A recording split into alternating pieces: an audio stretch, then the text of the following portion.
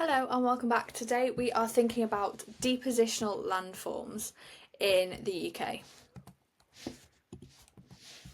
So, how do glaciers transport material? So, there are three different ways. As the glacier pushes along, there is material that falls upon the top of it. Just like there would be in a river, things fall into the river. Some is carried inside the glacier. For example, debris that fell into crevasses or gaps in the glacier then got stuck and enters into the glacier system, so in the middle. And a lot of material is frozen to the base of the glacier that's been plucked along or ended up in our Corrie glaciers through the Bergstrom crevasse at the end, through freeze-thaw weathering and all things like that. So there are three different ways that glaciers transport material. So where does the material that glaciers carry come from? Firstly, rockfall through weathered debris and gravity on the edge of a glacier. Avalanches often bring lots of snow and ice and debris to the glacier. Volcanoes, if they're nearby in glacial areas. Debris flows, so melting snow and ice can combine scree, which is just like bits of rock and sand and sediment and things like that, soil, mud, and bring that onto the glacier. Abrasion uses or brings material onto the glacier as well. Plucking definitely does, and so do aeolian deposits, which basically is deposits of material that have come and blown on by the wind. So, deposition. Why do glaciers deposit material? So, deposition occurs when ice melts. Most melting occurs at the snout, so at the very front of the glacier, and so this is where the majority of glacial deposition takes place. As you go down the mountain, it gets warmer. Eventually, the front or the snout of the glacier reaches a place where it's warm enough to melt and deposit its load. As a glacier slowly retreats or melts, it leaves behind a bed of broken rock fragments called till. There is no water to transport or move the till. It's not sorted by size and is very jagged. So we are looking at this little part of the specification today. Let's just keep going. So, at the front here, we have what we call a moraine. This is what we call a terminal moraine. It's found at the very, very end of the glacier. This is where the glacier terminates. Along the side, you can also see two other things that look very similar. They are what we call lateral moraines. So it's still that same material, it's just on the side of the glacier. I've just given you the name of that, haven't I? The name given to sand, soil, stones, rocks, etc. that are transported by the glacier is all called glacial till. So, as your first task, please can you describe what glacial till is? Just pause the video, write it down, and then click play again and we'll move on. When the glacial till is deposited by the glacier, it creates a landform called moraine. So this is our terminal moraine, and this is what we call our lateral moraine. So can you write a definition of a moraine, please? So what is the difference between till and a moraine? Let me try and move this so you can see it. It's not working. Oh well. So what's the difference between till and moraine? Till is the mixture of rocks and sediment that are carried along and eventually deposited by a glacier. Landforms are just landforms that are made up of that till. So it's unsorted, it's not been carried by meltwater, so it's not all smooth like rocks would be on the beach, for example. It's unsorted, there's no rhyme or reason to where it goes. And in the Lake District, it looks a little bit like this today.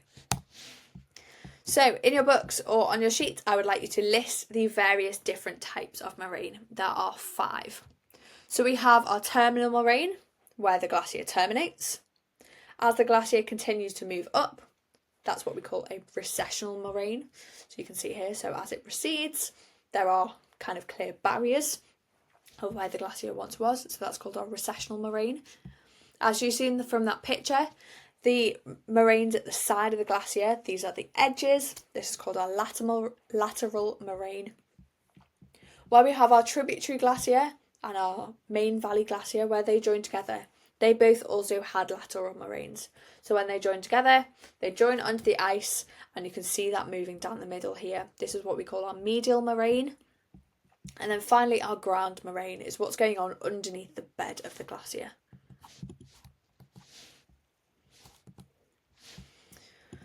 So, I would like you to describe each type of moraine. Why does it get deposited? So firstly, our terminal moraine. This is when the glacier reaches a place that it melts. Everything that the glacier was carrying falls onto the ground as till. This is called a moraine, and when it builds up a ridge at the very, very end of the glacier, as far as it goes, it's the terminal moraine. Lateral moraine is found along the sides of a glacier. Let me see if I can move. There we go, that'll be a bit better. So our lateral moraine is found along the sides of the glacier, and our recessional moraine is where the terminal moraine once was. As the glacier continues to retreat, it stops at certain times of year, and so there is another moraine that ends up there. It's basically a second terminal moraine, but we call it recessional instead. So that's our terminal moraine down at the end. As it continues to retreat upwards, we have our recessional moraine, and then at the sides we have our lateral moraine. So continue to describe each type of moraine for me, please.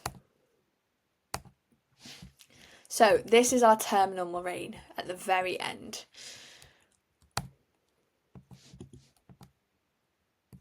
These are our lateral moraines at the sides of a glacier. This is our medial moraine, so where two lateral moraines of a tributary glacier and the main valley glacier join together, and you can see the moraine moving down. And then finally we have our ground moraine. So this is spread all over the ground as the glacier retreats up the valley in warmer times. So we can use these moraines to tell us how fast the glacier is moving. So from this picture, you can see that in 1900, this was the terminal moraine of the glacier. This is as far forward as it ever got. This is a recessional moraine from 1931, so you can see it's retreated quite a lot in 31 years here. There are recessional moraines here from 1960 and 1990, so the retreat has got a lot less. Another one from 2005, and then another from 2013. So I would like you to answer this question for me, please. Explain how you know that this glacier is melting, and when did it melt fastest? So just pause the video and answer that for me, please. And there are different types of moraine, as you know. So I would like you to copy and complete these two sentences. A is what kind of moraine, and why do you know? And B is what kind of moraine, and how do you know? Pause it, and then pick it up when you're done. So moraines look a little bit like this. They're unsorted glacial till. There's rocks and rhyme and reason with no rhyme and reason. They're not layered, they're not sorted, they're just kind of everywhere. This is what a moraine looks like. This is our lateral moraine, and this is our medial moraine that's been left behind when the glacier retreats. So another landform of glacial deposition is what we call a drumlin.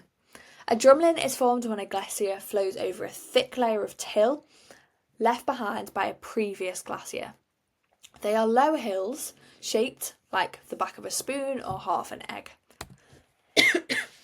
So, a group of drumlins is called a swarm. Look at the photo on the last slide, or this. We are going to watch this video very quickly. It's about a minute long, and then you're going to explain what a drumlin is.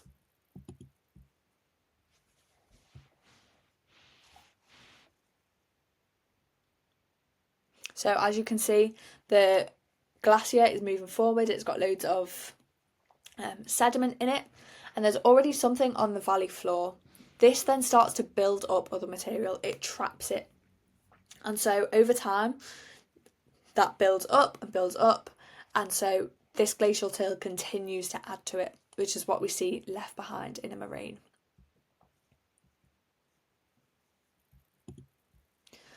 Okay, So, can you please explain what a drumlin is? What's it made of? Glacial till. And it always flows in the direction of the ice. So in a second, I'm going to show you a picture, and your task will be to work out which direction the ice has flown.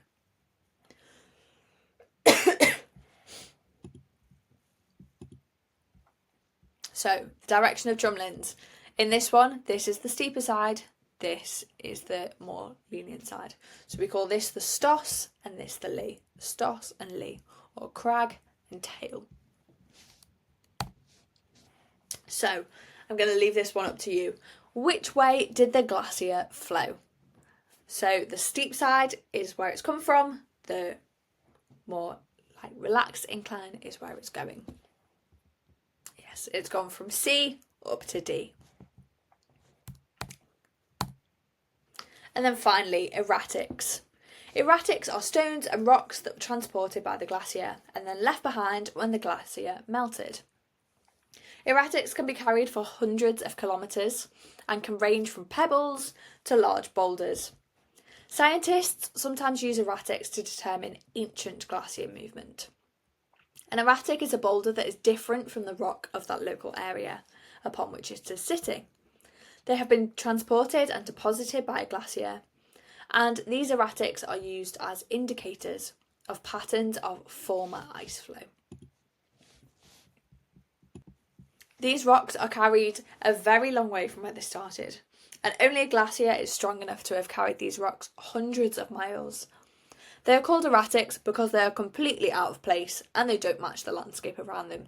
So as you can see, there's a little person here. These are absolutely huge sometimes. You can walk up on them, you can climb up on them. There's one in the Lake District that you can literally get on top of and it's massive. They just don't fit the landscape in which they're in. So, for the last couple of minutes, please can you answer this exam question? Explain the formation of different landforms of glacial deposition. Use figure 22 and your own understanding. This is a 6-mark question from the AQA specification in 2019. So you need to identify the various different landforms of glacial erosion. So it's given you drumlins, it's given you a terminal moraine here.